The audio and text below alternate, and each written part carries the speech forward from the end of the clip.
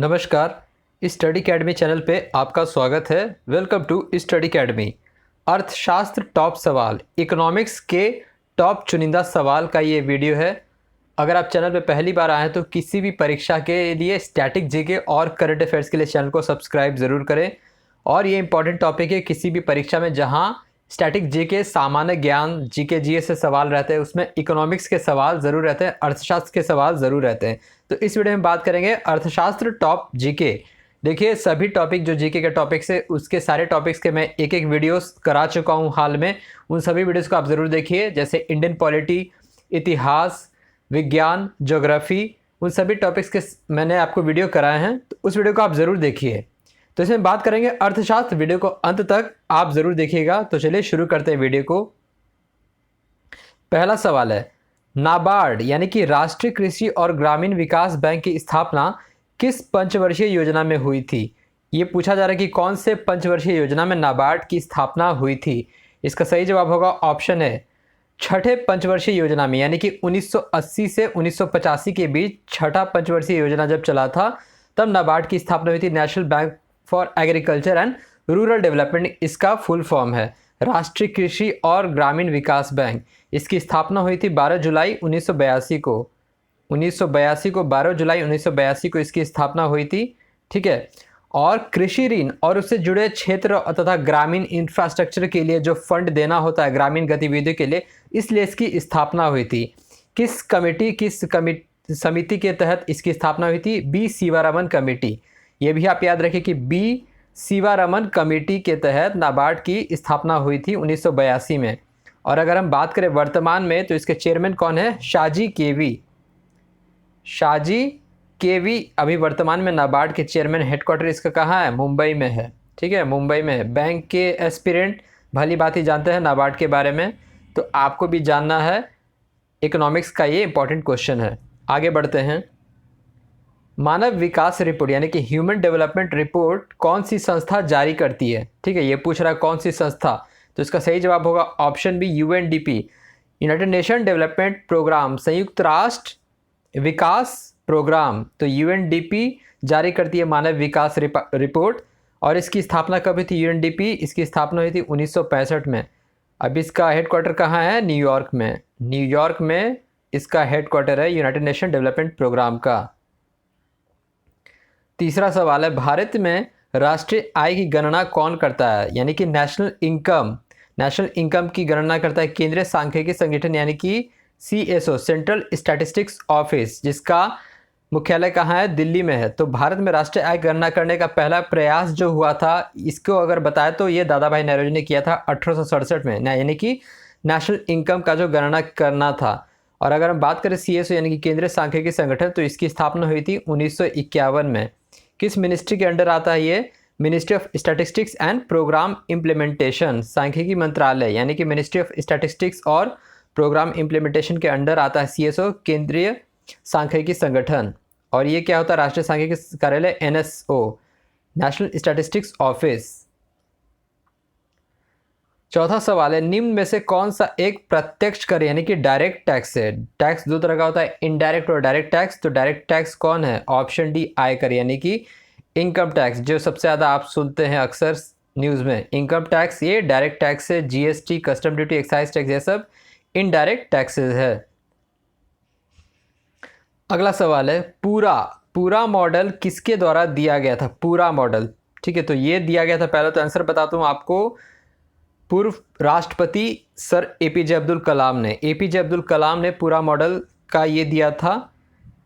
मतलब कि जो उनका ही ये लाया गया था, उनका ही मतलब ये सजेशंस था और इनिशिएटिव था। एपीजे अब्दुल कलाम ने ग्रामीण के लिए विजन एक स्टार्ट किया था 2002 में, पूरा मॉडल। इसका फुल फॉर्म पहले बताता हूँ, provision of urban amenities to rural areas. आप खुद समझ लीजिए, provision of urban amenities to rural area यानी कि ग्रामीण क्षेत्रों में जो शहरी सुविधा होता है और शहरी जो प्रयास होता है, उसके लिए ये इसको लॉन्च किया गया था। ग्रामीण क्षेत्रों में आजीविका के अवसर और ग्रामीण क्षेत्र में शहरी सुविधा का प्रावधान करना था। जिसे एपीजे अब्दुल कलाम जी का इनिशिएटिव और ये सजेशंस प्लस जो अमेंडिंग था वो सब था पूरा मॉडल। लॉरेंस कर्व क्या दर्शाता है? लॉरेंस कर्व दर्शाता है आय वितरण, यानी कि इनकम डिस्ट्रीब्यूशन को दर्शाता है लॉरेंस कर्व। बहुत फेमस सवाल है, जो भी सवाल मैं करवा रहा हूँ सभी पूछे जा चुके हैं सैकड़ों बार।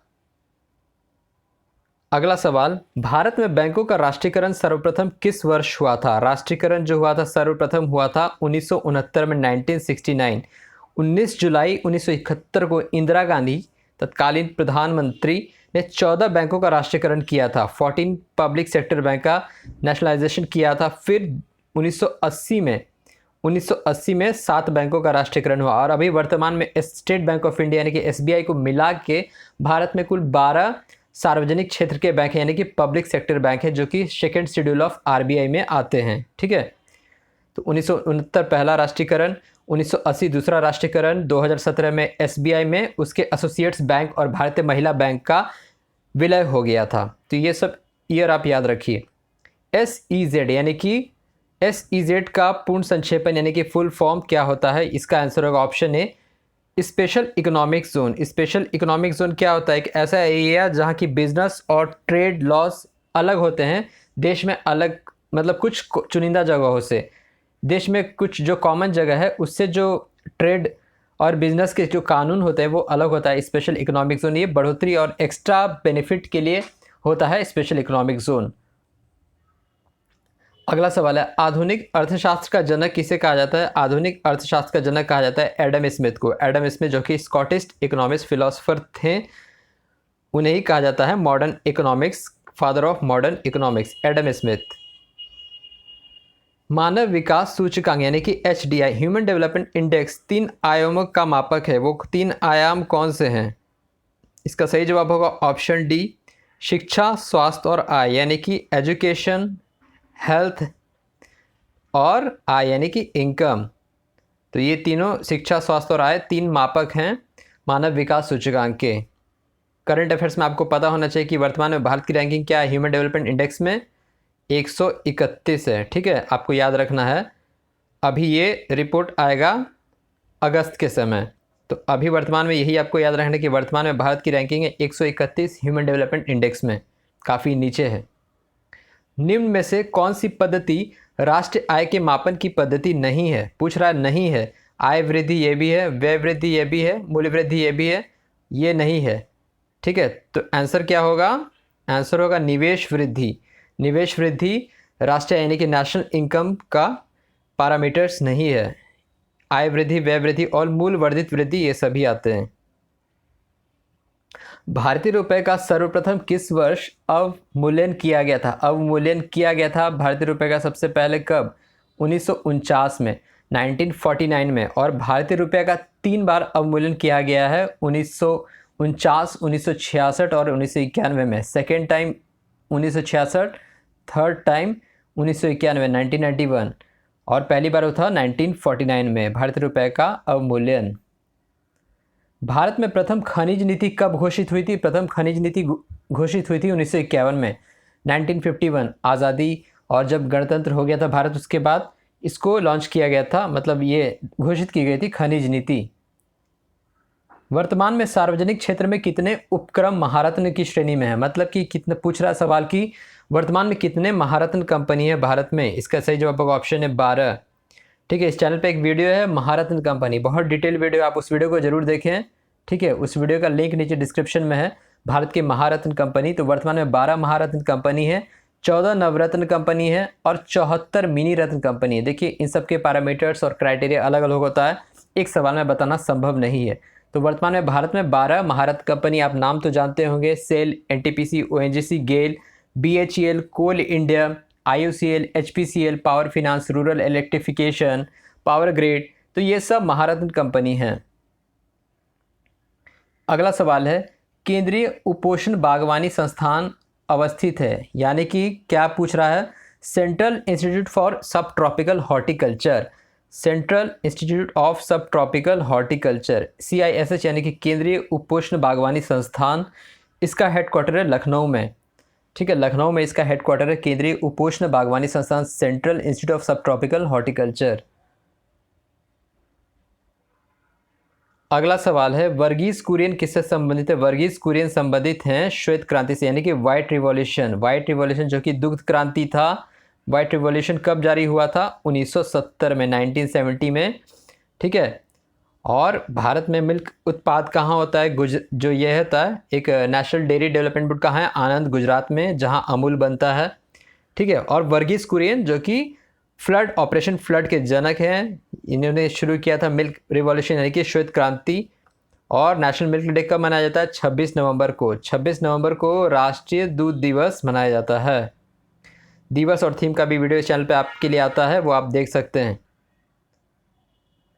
निम्न में से कौन सा स्रोत संघ सरकार का स्रोत नहीं है? संघ सरकार का स्रोत नहीं है। उत्पाद शुल्क ये है, आयकर ये भी है, कॉरपोरेट कर ये भी है, व्यापार कर यानी कि बिजनेस टैक्स ये नहीं है।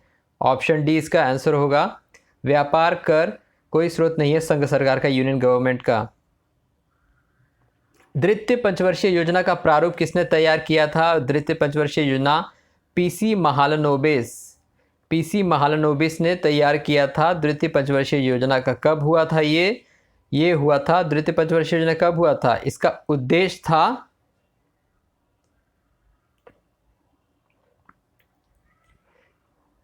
इसका उद्देश्य क्या था? समाजवादी समाज की स्थापना करना तथा बुनियादी और भारी उद्योग के विकास पर विशेष जोर देने के साथ औद्योगिकरण करना था। आपसे सवाल पूछता हूं कि द्वितीय पंचवर्षीय योजना सेकेंड 5 ईयर प्लान किस वर्ष लागू हुआ था? अगला सवाल, कौन पंचवर्षीय योजना केवल 4 वर्ष की थी? कौन सी पंचवर्षीय योजना केवल 4 वर्ष की थी? इसका सही जवाब होगा ऑप्शन बी, पांचवी पंचवर्षीय योजना सिर्फ 4 वर्ष की थी। 1974 से 1978 तक था पांचवा पंचवर्षीय योजना। आयकर अधिनियम के तहत आयकर छूट को समाप्त करने की सिफारिश किस समिति ने की थी? तो इसका सही जवाब होगा ऑप्शन सी, केलकर समिति। केलकर कमेटी ने ही इनकम टैक्स पे रिबेट की सिफारिश की समिति गठित की थी। उत्पादन का सर्वाधिक गतिशील कारक कौन है? प्रोडक्शन का सबसे जो मेन फैक्टर क्या है? इसका सही जवाब होगा ऑप्शन है पूंजी, कैपिटल असेट्स। भूमि नहीं, श्रम नहीं, लेबर फोर्स, संगठन नहीं, यूनियन नहीं, तो पूंजी होगा उत्पादन का सर्वाधिक गतिशील कारक, कैपिटल असेट्स। भारत कृषि क्षेत्र में अधिक उपज वाली किस्मों का कार्यक्रम कब शुरू हुआ? यानी कि हाई यील्ड वैरायटी सीड्स का ये शुरुआत कब हुआ भारत में? 1966 में। 1966 में हाई यील्ड वैरायटी सीड्स का जब ये हुआ, जबकि एवरग्रीन रिवॉल्यूशन, सदाबहार क्रांति जब थी भारत में, सदाबहार क्रांति, तब ये शुरू हुआ था 1966 में। विश्व का सबसे बड़ा, जो कि MS स्वामीनाथन का देन है, green revolution, evergreen revolution MS Swaminathan का देन है।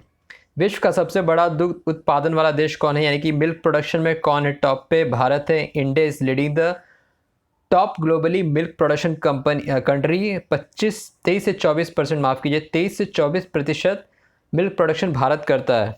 ठीक है, तो ये आपको याद रखना है। GNP से NNP निकालने के लिए किसको घटाया जाता है? Gross national product, GNP minus क्या किया जाता है? बताइए, ऑप्शन डी, ह्रास। ह्रास क्या है? डेप्रिसिएशन। GNP माइनस डेप्रिसिएशन क्या होता है? NNP, net national product. ठीक है, GNP माइनस डिप्रिसिएशन, NNP यानी कि नेट नेशनल प्रोडक्ट, इसका आंसर होगा ऑप्शन डी। अर्थव्यवस्था की स्थिति में जिसमें मुद्रास्फीति के साथ मंदी की स्थिति हो जाए तो क्या कहलाती है? तो इसको क्या कहा जाता है? Option A, stagflation. स्टैगफ्लेशन मुद्रास्फीति जनित मंदी, मुद्रास्फीति जनित मंदी इसको कहा जाता है, स्टैगफ्लेशन कहा जाता है। जब अर्थव्यवस्था की स्थिति जिससे मुद्रास्फीति के साथ मंदी की स्थिति हो जाए तो उसे कहा जाता है स्टैगफ्लेशन। ये इसका आंसर होगा ऑप्शन ए। तो ये था अर्थशास्त्र टॉप चुनिंदा क्वेश्चन। आने वाले दिनों में मैं और भी ज़्यादा क्वेश्चन लाऊंगा हर टॉपिक से। वीडियो को कैसा लगा कमेंट बॉक्स में ज़रूर बताएं और चैनल को सब्सक्राइब